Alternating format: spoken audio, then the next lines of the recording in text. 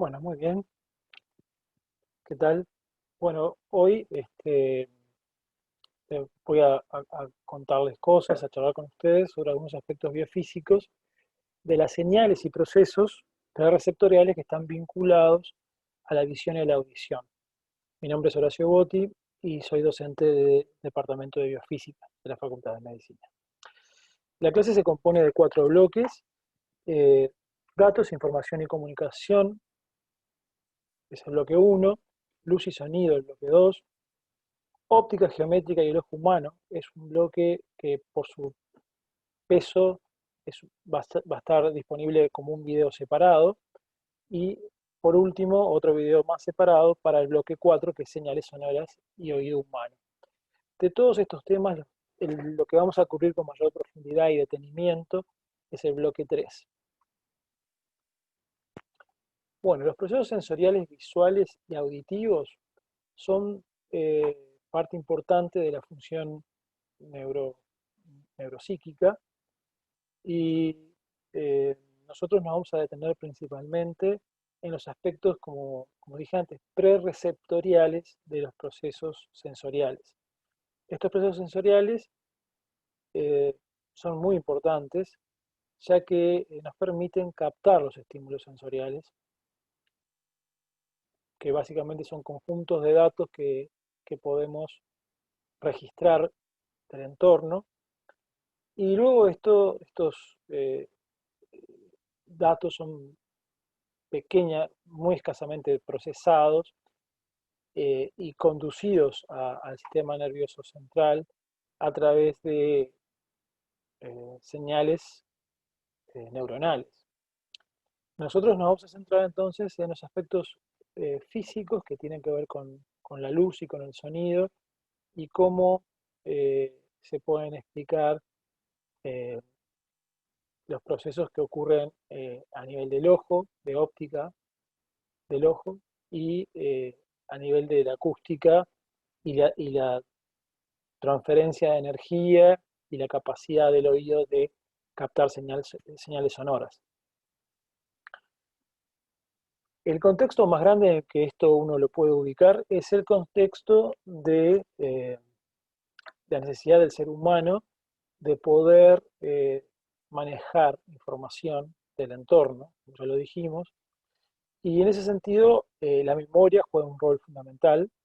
Lo van a ver esto en el curso más adelante, yo no voy a entrar en detalles, pero no podía no mencionar el modelo de Atkinson y Shiffrin de la memoria, que fue un modelo, digamos, que tuvo su momento importante. No creo que sea un modelo completamente actualizado, pero sí me importa resaltar que lo que nosotros vamos a enfocarnos es en la parte de los procesos sensoriales que aparecen ahí con una llavecita roja. Nos vamos a centrar en cómo los estímulos externos llegan a los sistemas receptoriales. O sea, ni siquiera nos vamos a meter cómo hay un registro de esos datos del entorno a nivel de los órganos sensoriales. Y bueno, en definitiva es importante todo esto porque esta capacidad de captar información, de captar datos, de generar información, es parte de las capacidades del ser humano para adaptarse al entorno. Y, por ejemplo, generar conocimiento y digamos, otros recursos que la mente puede generar. Recursos que son indispensables para la vida en sociedad y para desarrollar actividades humanas en general. En la, en la comunicación de información entre seres humanos, el sonido, por ejemplo, juega un rol muy importante, igual que la visión, ¿sí? Mm, A través de la visión podemos leer un libro que escribió otra persona, entonces ahí hay un vehículo de información que es el libro. Pero en el caso del sonido, por ejemplo, podemos entender que un compañero que nos quiere transmitir cierto mensaje debe usar por ejemplo, sus cuerdas vocales y todo el aparato de fonación, para generar una señal audible que se transmite en el entorno. Ese entorno puede ser el medio que nos rodea o puede ser otro tipo de canal de comunicación en general. Y esa señal que es transmitida es recibida por nuestro sistema auditivo, que incluye, por supuesto, mecanismos para codificar las señales recibidas en un mensaje interno. En este esquema, además, cabe mencionar que el canal de comunicación sufre de imperfecciones es normal esperar que en toda comunicación de información haya ruido y que esta sea una de las razones por las cuales muchas veces no logramos entender una señal, simplemente porque la señal está oculta en el ruido. Entonces es un problema de detección de la señal, de separación de señal de ruido. Pero otras veces son otros los problemas que llevan a que no podamos comunicarnos, como es bastante obvio. Es importante mencionar que Claude Shannon, por el año 50, eh, propuso que la entropía de un mensaje que está compuesto de señales discretas es igual a la cantidad de información del mismo. Entonces, nos es muy importante tener alguna idea de qué es información y cómo podemos entender la cantidad de información en un mensaje. Para ello, es importante considerar eh, esto que vamos a ver ahora, que es simplemente una pequeña explicación de por qué Shannon se refería a la entropía como la cantidad de información de un mensaje. Entonces supongamos que existe un evento que le llamaremos evento E, que puede ser cualquier cosa, como por ejemplo la caída de la hoja de un árbol, y que para ese evento E nosotros podemos asignar una probabilidad. Esta probabilidad de que ocurra el evento es una probabilidad que yo conozco de antemano o que a lo largo de una experiencia puedo llegar a conocer. Pero en general eh, podemos decir que una vez que ocurrió el evento, tenemos nosotros información, la información que, que nos aporta el evento. La información que nos aporta el evento o relacionada con el evento, se puede calcular de acuerdo a la ecuación que está ahí presentada en el centro, que dice que la información eh, relacionada con el evento es igual al logaritmo del inverso de la probabilidad del evento. Esto quiere decir que, y es importante notar, que cuanto más probable sea un evento,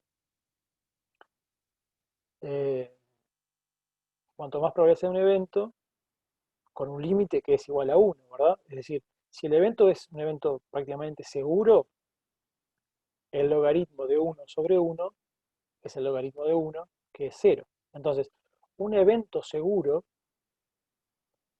nos aporta cero información. En cambio, un evento que es poco frecuente nos aporta información, una gran cantidad de información.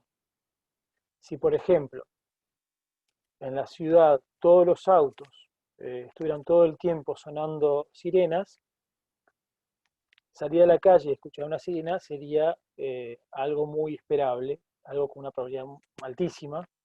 En cambio, si solamente los vehículos que transportan bomberos o las ambulancias, etcétera, si solamente ellas utilizan sirenas, salir a la calle y escuchar una sirena nos aporta información, una cantidad de información importante. Y eso nos puede ayudar a saber qué está pasando o a tomar una acción. Las unidades que se utilizan para expresar la cantidad de información, ustedes algunas ya la conocen como el bit, y el bit surge eh, de considerar en la ecuación anterior que el logaritmo que se utiliza es el logaritmo de base 2. Para otros logaritmos tenemos otras unidades.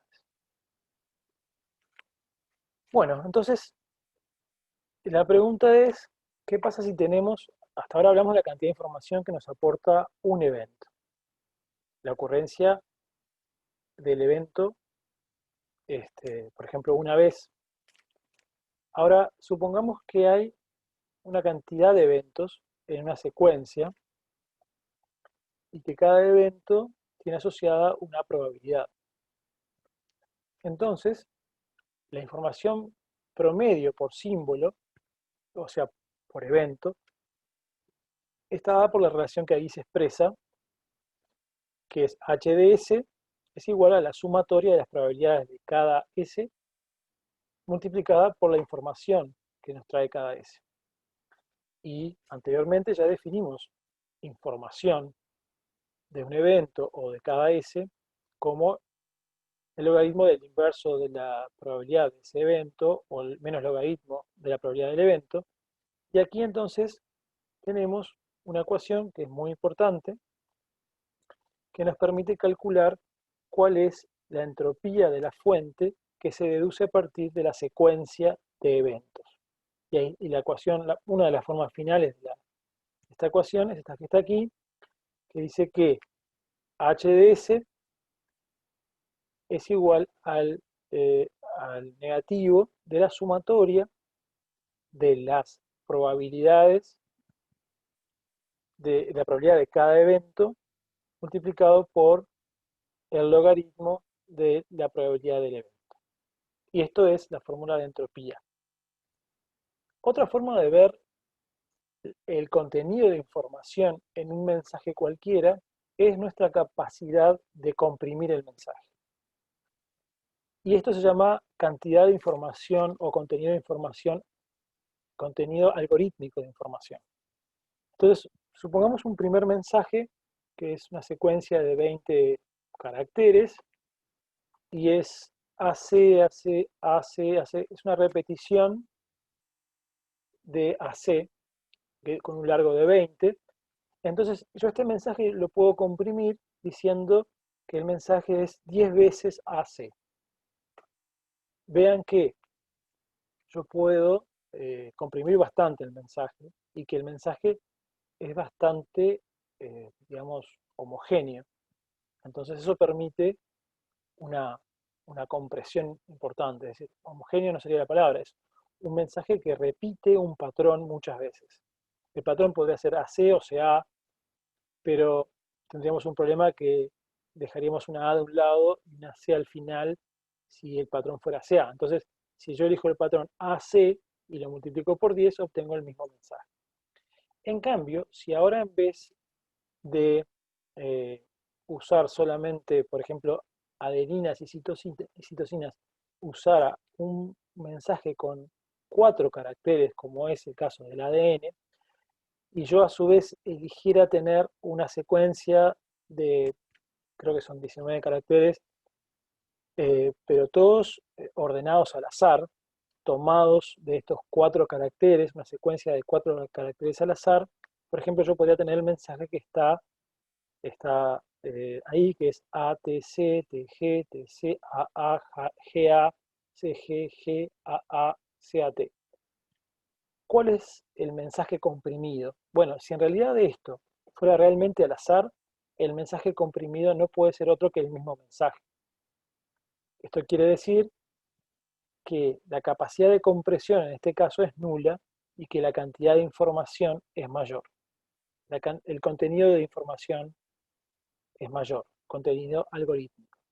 Esto nos da una noción, entonces, básicamente de lo mismo, de que algo muy esperado o repetitivo es algo que nos va a aportar poca información.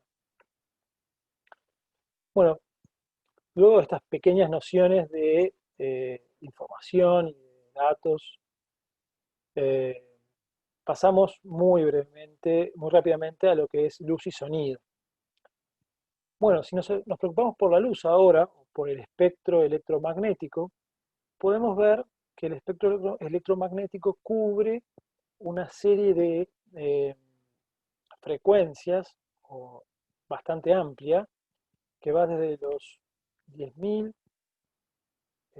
Hz a los 10 a la 20 Hz.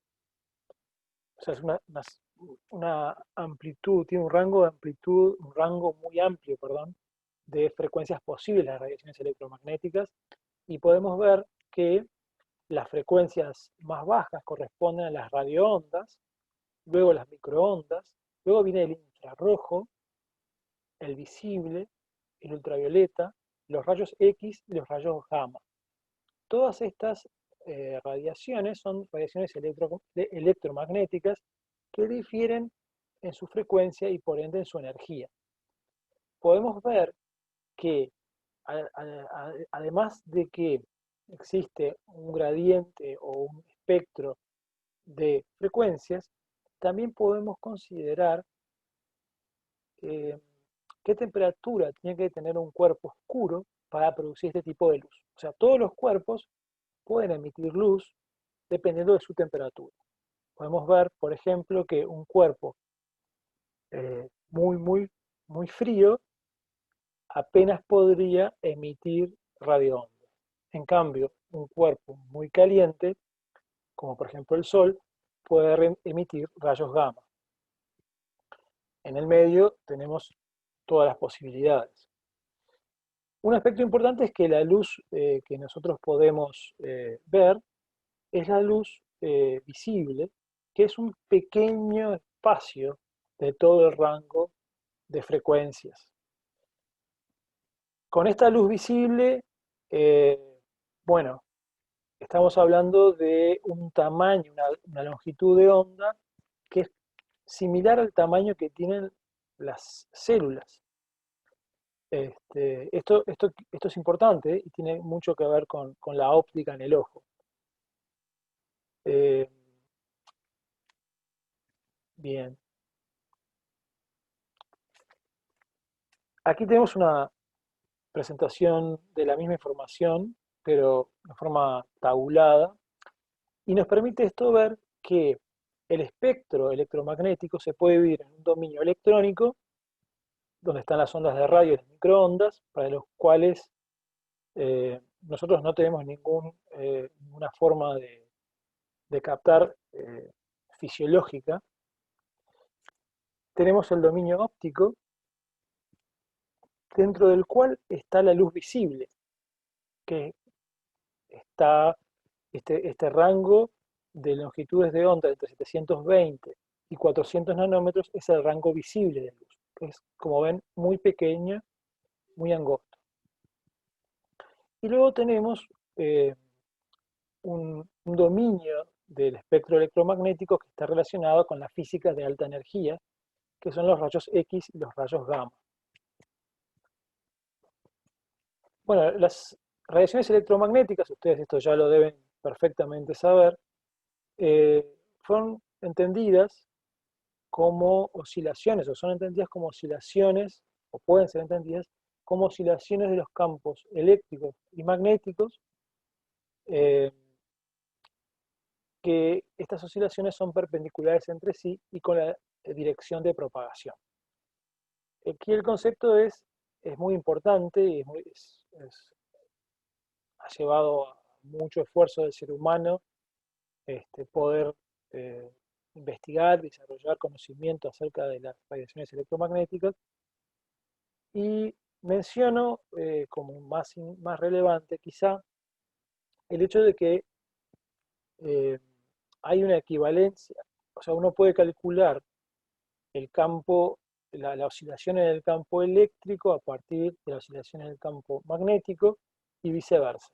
Y la ecuación que está ahí presentada, H es igual a N dividido C eh, por mu, por la oscilación en el campo eléctrico, es una forma de convertir entonces la oscilación en un campo que es perpendicular a la oscilación del otro.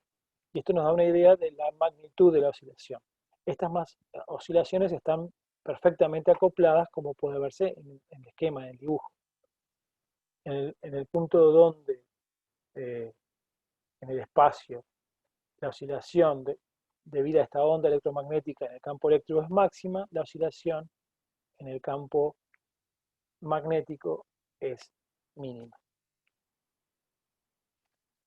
Muy bien. Eh, de aquí también es importante recalcar una variable o una cantidad que nos va a ser importante, que es el índice de refracción, que se calcula como el cociente entre la velocidad de la luz en el vacío dividida la velocidad de la radiación electromagnética que estamos considerando, que puede ser luz también, en, eh, en un medio que no es el vacío. N entonces, como la velocidad de la luz o una radiación electromagnética en el vacío es máxima, N puede tener un valor mínimo de 1 y en condiciones naturales, digamos, y un valor máximo que después veremos de los observados, de los más grandes, los valores más grandes de N, que es el índice de refracción, anda alrededor de 2 con algo. Hay otras definiciones acá que tienen cierta importancia, como la frecuencia, que es el inverso del periodo, la velocidad de propagación en el espacio de una onda. En el espacio, por ejemplo, en este esquema podríamos considerarlo en la dirección de X, que está dada por la longitud de onda por la frecuencia. Luego tenemos otras cantidades que tienen que ver con, con la frecuencia eh, de oscilación, o la frecuencia angular. La frecuencia angular es 2pi por la frecuencia, que en general, las frecuencias en general se expresa en Hertz, por ejemplo. Y tenemos también el número de onda, que es otra forma de expresar la longitud de onda. Cabe decir que las señales sonoras, el sonido, también puede ser entendido como una onda, pero es una onda de una naturaleza completamente distinta, no es una onda electromagnética. Las ondas acústicas son vibraciones que se transmiten en el espacio y, como veremos, mientras que la onda electromagnética se transporta o se propaga en el espacio con campos eléctricos y magnéticos que son perpendiculares entre sí y perpendiculares a la dirección del desplazamiento o propagación de la onda. En el caso del sonido, la oscilación no es perpendicular a la propagación, sino que es longitudinal a la propagación. Entonces el sonido, como definición ondulatoria, podemos decir que es un movimiento oscilatorio armónico que se propaga como ondas de presión en un medio que tiene propiedades elásticas. Y el sonido es una parte del rango de estas vibraciones, que es el rango audible. Tenemos entonces radiaciones de tipo vibracionales acústicas que están por encima y por debajo del rango audible. Vamos a ver eso un poquito más adelante.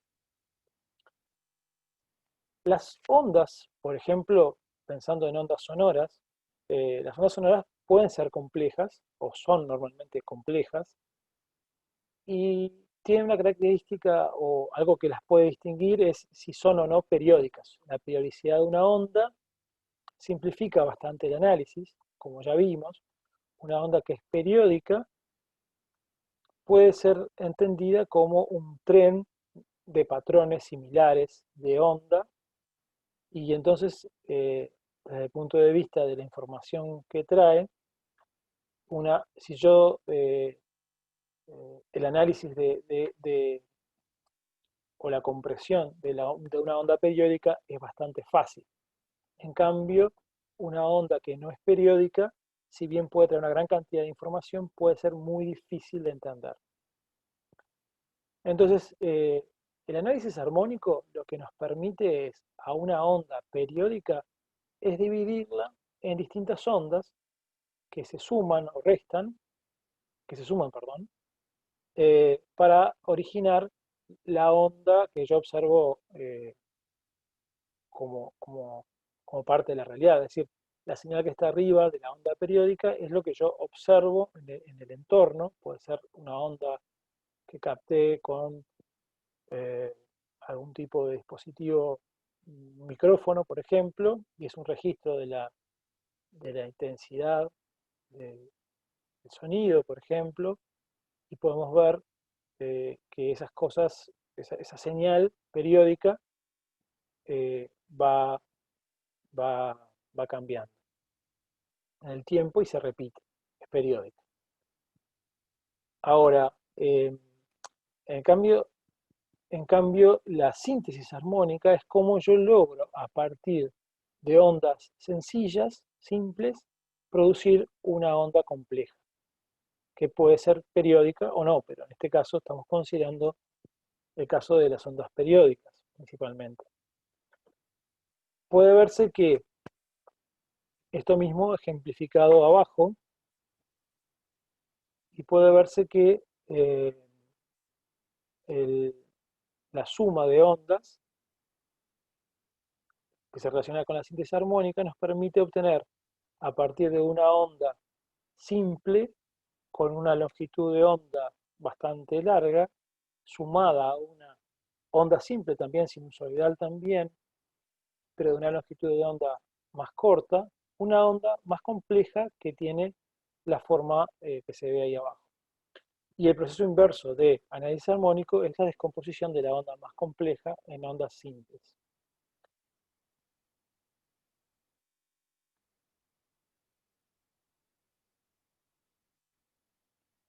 Muy bien.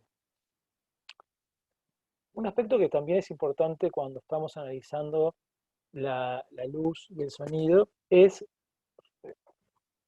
reconocer o conocer que existe una dualidad onda-partícula, tanto en la luz como en el sonido.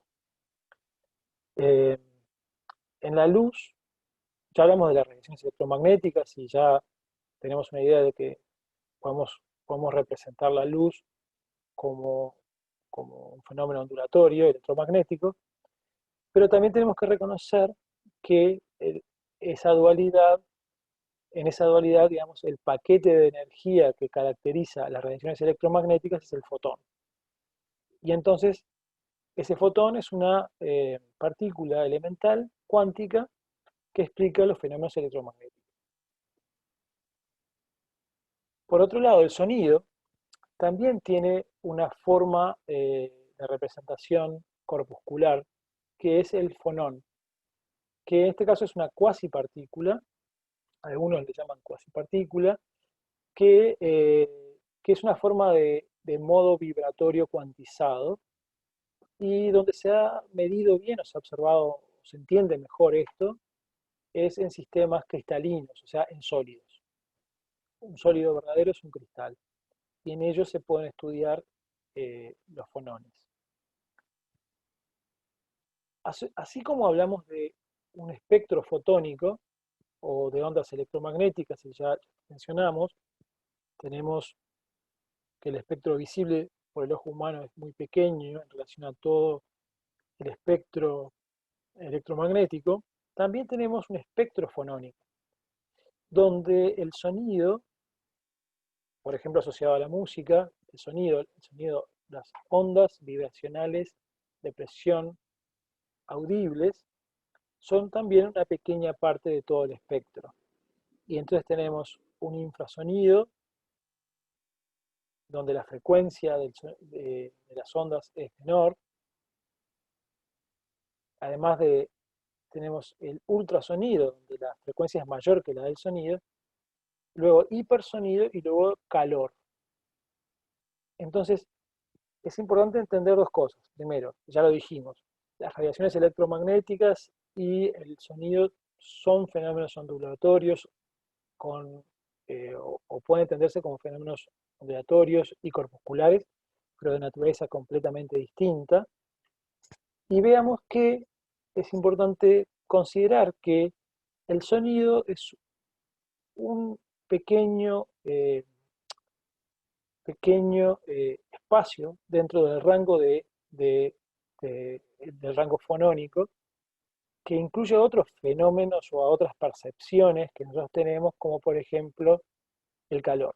Entonces, si somos capaces de- de detectar calor, de alguna forma somos también, eh, estamos usando, por ejemplo, otro aparato sensorial para captar otra zona del espectro fonónico.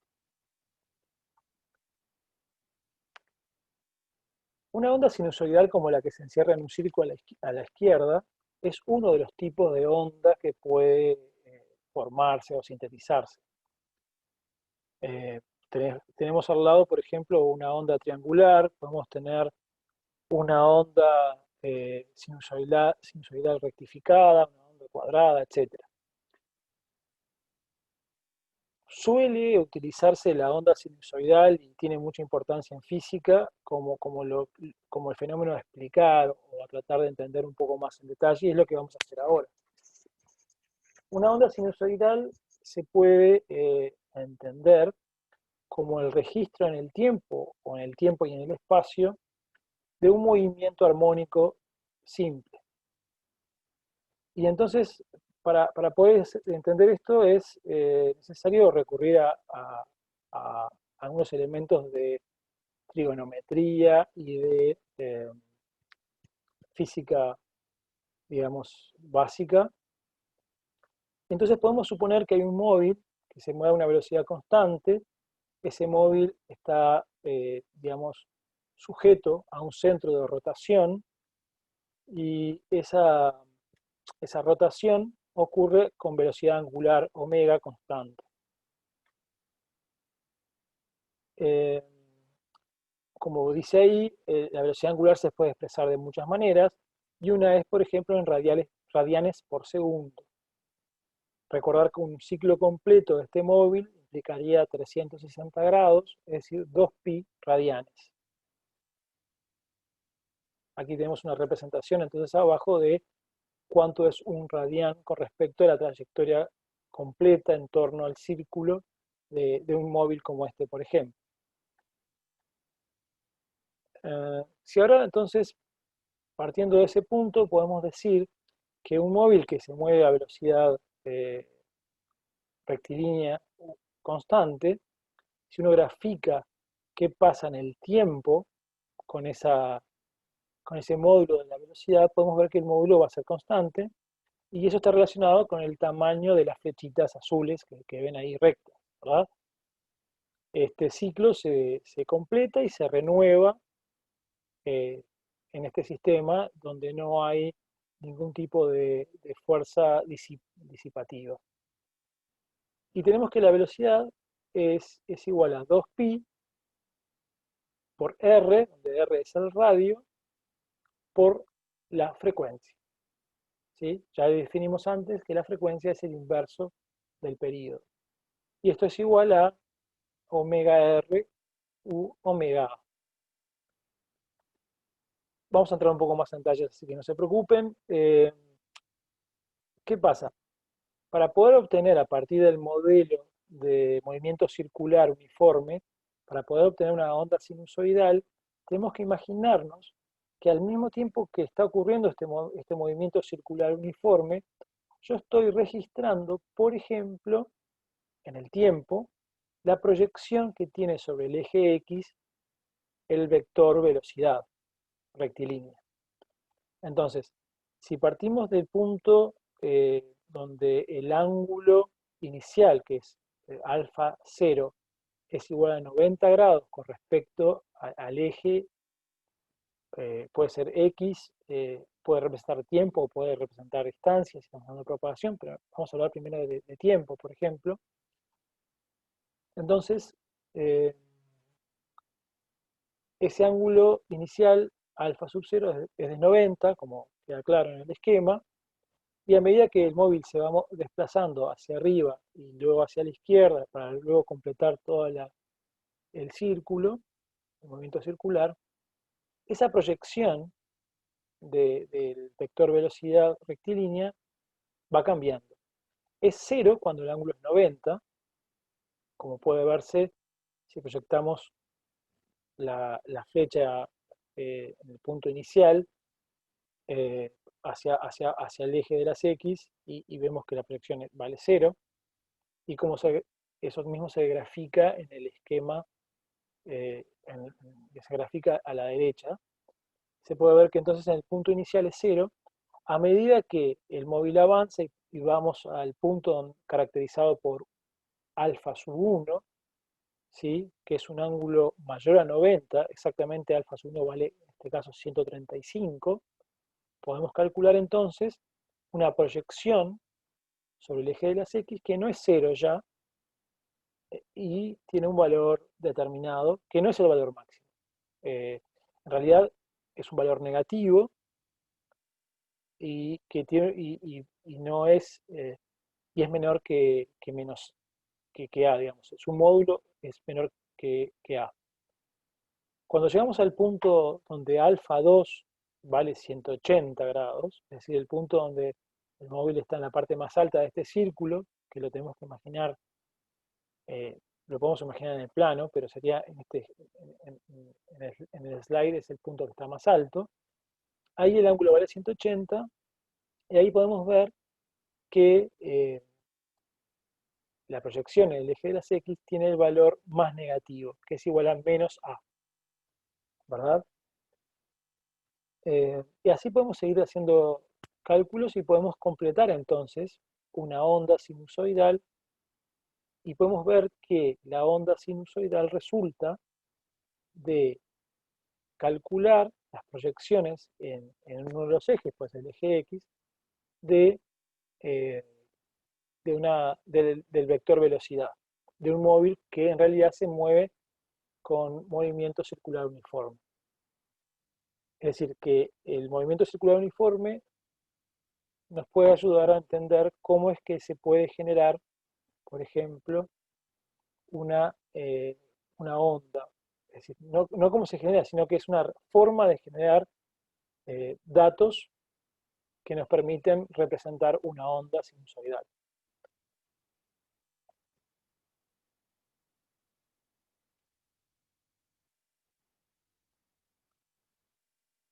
Bueno, tomando este punto de apoyo, eh, podemos ver que entonces, si esta onda se va propagando en el tiempo, se completa un ciclo en un tiempo igual al periodo y podemos ver que si el periodo es de 8 milisegundos, la frecuencia será de 125 Hz. Esto nos ayuda simplemente, estos cálculos sencillos, a repasar algunos conceptos que son fundamentales. Bueno, ya dijimos, el sonido y la luz tienen ciertas propiedades en común, como que pueden ser entendidas como ondas y como corpúsculos, eh, pero también dijimos que se diferencian notablemente.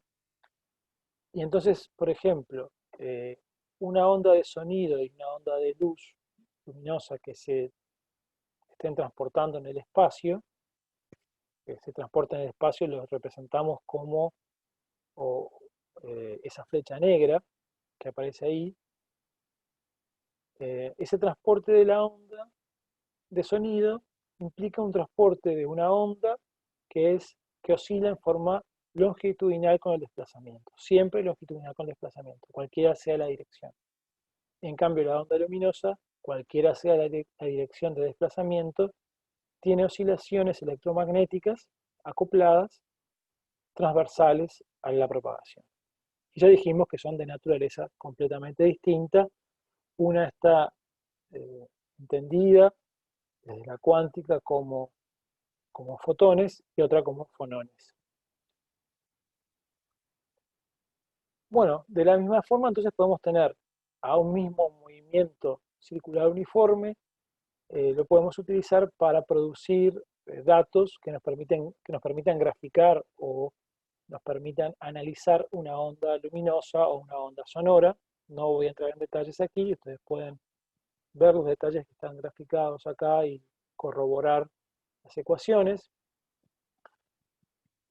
es importante notar que las ondas electromagnéticas y las ondas sonoras tienen, además de estas similitudes y diferencias, también algunas otras eh, propiedades, como que son propiedades de onda, que son la capacidad de ser reflejadas, de ser transmitidas en un medio, de ser absorbidas o de ser refractadas.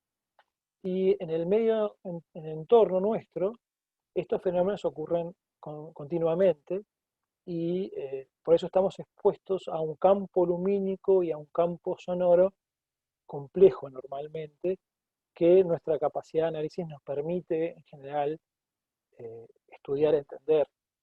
Pero, digamos, por poder, al poder explicar a las ondas electromagnéticas y a las ondas sonoras como ondas, es que es esperable, completamente esperable, que estos fenómenos sean parecidos en algunos aspectos, que la matemática de estos procesos sea similar cuando estamos planteando estos fenómenos en términos de ondas. Y bueno, con esto es un breve repaso y estaríamos culminando con este primer bloque y el segundo bloque, que quería hacer énfasis en aspectos básicos de datos, información, comunicación y aspectos básicos de la física de la luz y el sonido. Y ahora nos vamos a meter enseguida con el bloque 3 de óptica geométrica y el ojo humano.